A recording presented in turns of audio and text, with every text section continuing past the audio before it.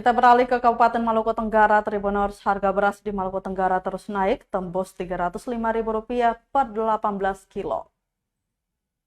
Harga beras di Pasar Langgur, Kabupaten Maluku Tenggara, Malra terus mengalami kenaikan. Pantauan Tribun.com Rabu 21 Februari 2024, harga beras super premium merek 777 untuk 18 kg naik menjadi Rp305.000, sebelumnya berada di kisaran Rp300.000.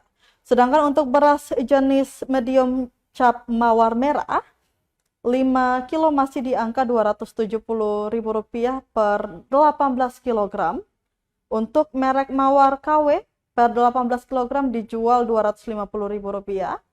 Dan salah seorang warga pedagang di Pasar Langgur, Danci, mengatakan kenaikan harga sudah berangsur sepekan terakhir.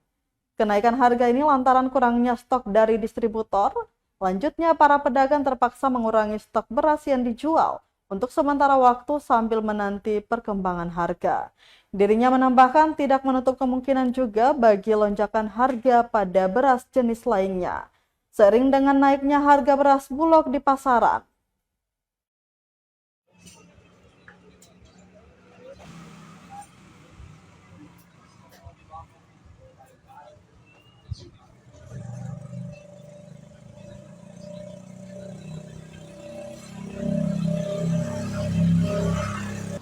Download Tribun X sekarang, menghadirkan lokal menjadi Indonesia.